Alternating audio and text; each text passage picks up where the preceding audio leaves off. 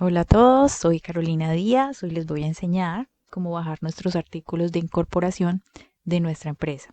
Esta para terminar nuestros 3 primeros videos sobre cómo hacer una LLC en la Florida.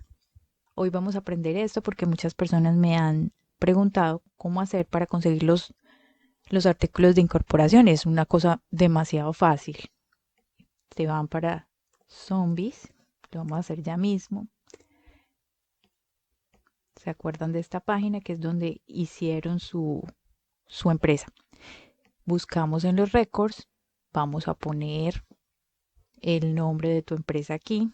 Busquemos Patito LLC, por ejemplo, y aquí nos aparece una. Esto es un ejemplo. Toda la información de todas las empresas está aquí y es pública.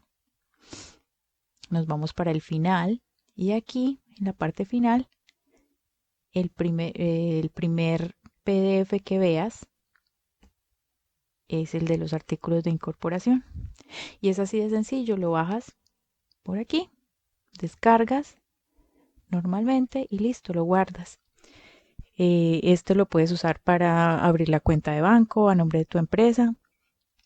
Normalmente esto no te lo envían al correo, sino que lo tienes que descargar por aquí. Y ya básicamente esto es todo lo que tienes que hacer. Si tienes preguntas, pónmelas en los comentarios. Y esto es todo. Pulgares arriba y nos vemos en otro video. Gracias.